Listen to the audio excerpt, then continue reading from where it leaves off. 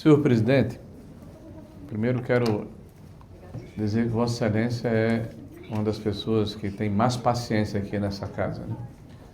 Nos ouve atentamente, mostrando realmente estar recepcionando aqui as palavras que são proferidas por cada um dos senadores e certamente vai fazer a mediação necessária para que o ilustre relator aceite as nossas emendas e possamos votar unanimemente o projeto, né, retirando aquilo que nos separa e convergindo no que nos une, né, que é justamente o trabalho extraordinário feito pelo senador Marcelo Castro, há mais de um ano nessa casa, onde ele consegue compilar aí quase 900 artigos, né, que tratam de diversos temas relacionados às eleições.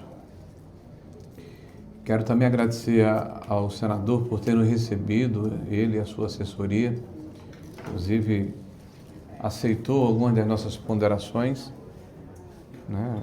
É importante que se diga isso, né? Fez algumas concessões, né? E é evidente que isso mostra a vontade que o eminente senador tem, a disposição que ele tem de conseguir aprovar o texto que ele trabalhou tão arduamente nesse período todo. Mas, senhor presidente, o que é que nos causa espécie nesse processo? Eu trouxe aqui, me rememorando a eleição anterior, porque quem bate, diz o ditado, esquece, mas quem apanha se lembra, que na última eleição nós tivemos um Tribunal Superior Eleitoral que claramente foi parcial. E vou traduzir para que não reste dúvida, tomou lado, né? Fez uma série de ações que prejudicaram um lado em detrimento do outro.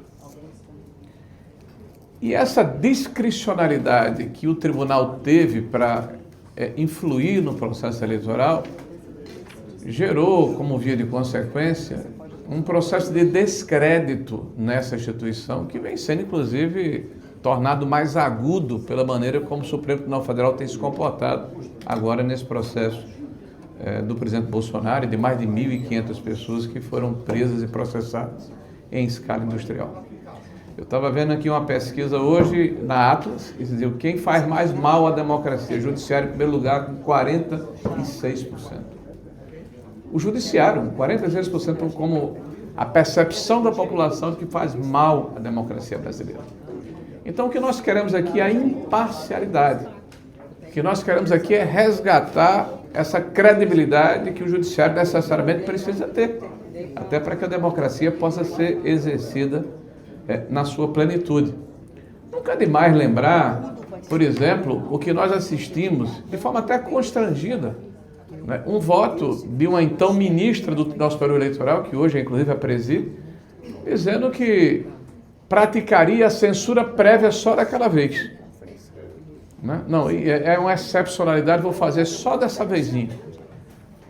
Essa exceção, eminente presidente, tornou-se regra. Tornou-se regra da forma mais execrável que se pode imaginar. Porque se a censura é detestável, a censura prévia é triplamente detestável. Porque é a ignorância do totalitarismo exercida na sua plenitude. Alguém que sequer conhece o conteúdo do que ele está retirando, né, do convívio da sociedade.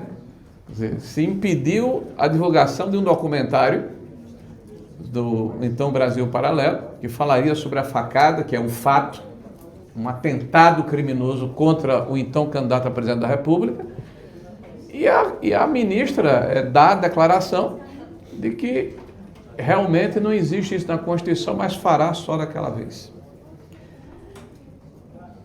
O nosso presidente Bolsonaro foi impedido, por exemplo, de dizer que havia um laço de amizade, de relacionamento entre Lula e os ditadores da América Latina, né? O da Nicarágua, o da Venezuela, o de Cuba. Foi impedido como se isso fosse um fake news. Quem definiu que era fake news? A discricionalidade de um ministro, e essa discricionalidade foi desmentida foi posta por terra pelos fatos que se sucederam logo depois. Nós assistimos na posse do presidente Lula o abraço entre ambos. Os ditadores se encontram. E o cidadão que perpetrou esse crime contra a democracia, ou esses crimes contra a democracia, com a alegação de que poderia turvar, contaminar o processo eleitoral, uma informação que era distorcida da visão dele, sequer pediu desculpas, se retratou, porque o mal estava feito.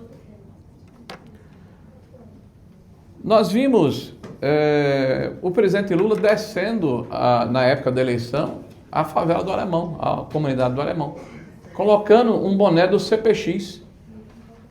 Senhores, quem mora no Rio de Janeiro sabe o que é CPX. E quando se disse na propaganda que era CPX, mandou-se remover o pôster, né, a informação, como se isso fosse um fake news. Quem definiu o que era fake news? Olha o perigo que a gente está correndo na hora em que a gente dá essa discricionalidade a um juiz que deveria ser imparcial, mas parece que nós temos hoje um viés ideológico muito forte na alta corte, na alta magistratura brasileira, e o exemplo vem de cima, infelizmente. Não estou dizendo que todo o judiciário está contaminado, mas se alguém de um posto superior toma uma atitude, é evidente que isso é uma ação que termina sendo seguida pelos demais. Senhor presidente, esse meu preâmbulo foi para dizer a vossas excelências que o que nós solicitamos ao senador Marcelo Castro, e ele, de uma maneira bastante solícita, tentou nos atender, foi que todo o artigo 838, que aliás vai ser objeto do nosso destaque, fosse retirado. Por quê? Porque se criminaliza, se joga para uma ação penal o que antes era uma ação eleitoral, da opinião das pessoas. Então, divulgar no âmbito da propaganda eleitoral, a partir disso do prazo para a realização das convenções partidárias, fatos sabidamente verídicos. Ok, já está inclusive no Código Eleitoral.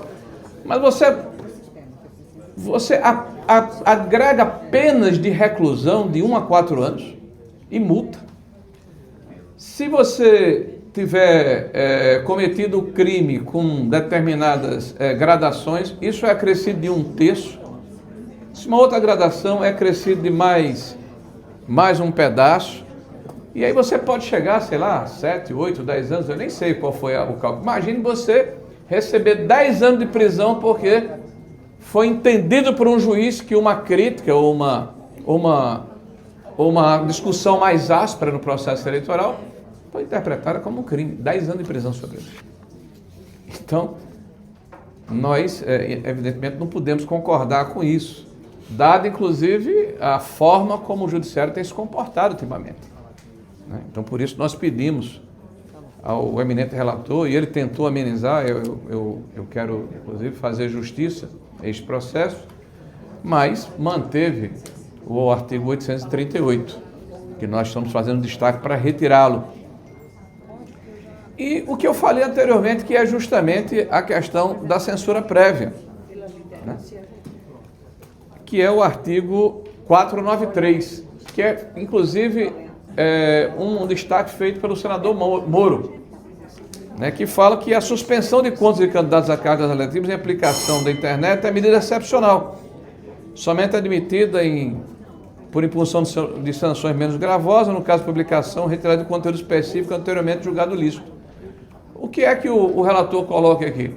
Antes você suspendia o conteúdo por inteiro. O relator amenizou. Essa suspensão são 12 horas, se eu não estou enganado. Tudo bem. Eu estou fazendo justiça. Eu estou fazendo justiça ao fato que Vossa Excelência tem sido realmente uma pessoa que tem se aberto à negociação.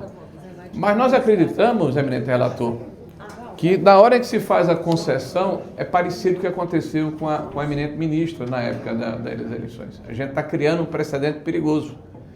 Se é por 12 horas você está banindo o cidadão da internet, você não está banindo só o conteúdo que foi ofensivo, você está contendo toda a produção e toda a opinião que esse cidadão poderá ter naquele espaço de tempo. É claro é a 493, o artigo 493. É claro que nesse processo nós temos a possibilidade de dialogarmos a respeito, por exemplo, de gradação de penas. Eu escutei senadores que me antecederam preocupados com o fato de que a justiça precisa ser célere, a justiça eleitoral, para retirar acusações ou deepfakes ou situações que constrangem e geram prejuízo, às vezes, irreparável no processo eleitoral.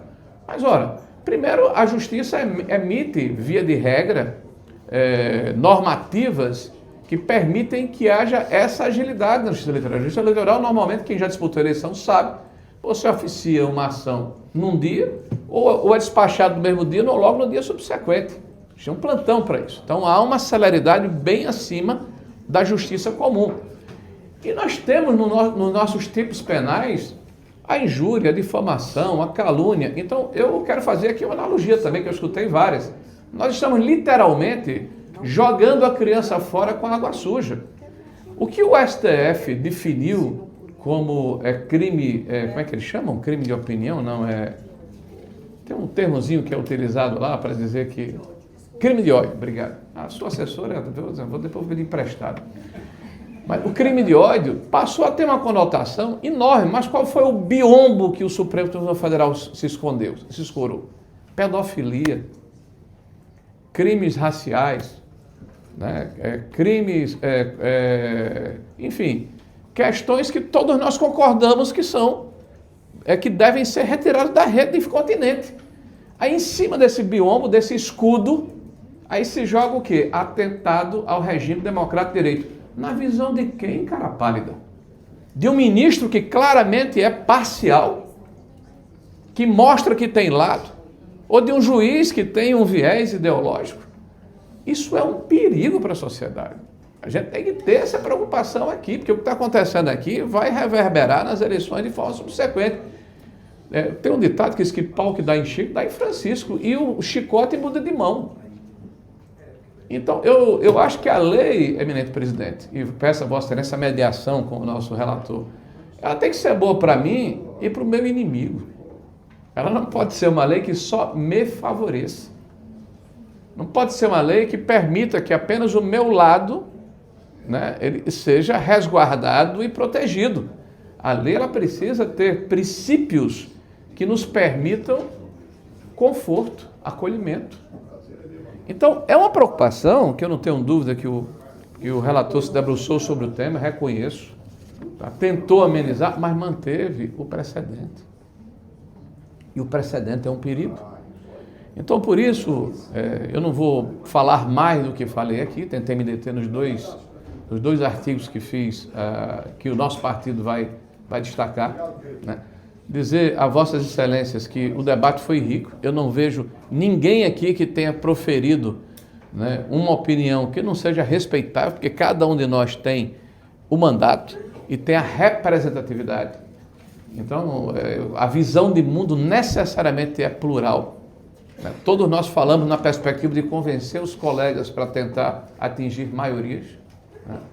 Eu tenho uma série de divergências com vários colegas aqui sobre assuntos específicos, mas respeito a todos, porque isso é a essência da democracia, tá?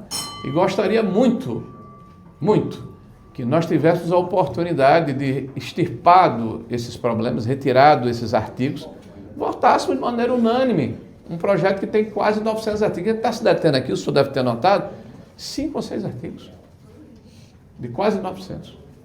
São 5 ou 6 artigos, o que significa que o trabalho do eminente relator é muito bom, mas ele passa a ser contaminado com o que tem de mais sagrado no cidadão, no ser humano, que é a liberdade de expressão, que é o livre-arbítrio. O senador Esperidião a mim, e são 2 temas que eu vou falar mais brevemente, apresenta uma emenda que eu me somo a ela, porque o melhor e mais importante detergente, eminente presidente, é a luz do sol. Vossa Excelência vai ter clara compreensão para que 2 minutos para que eu termine.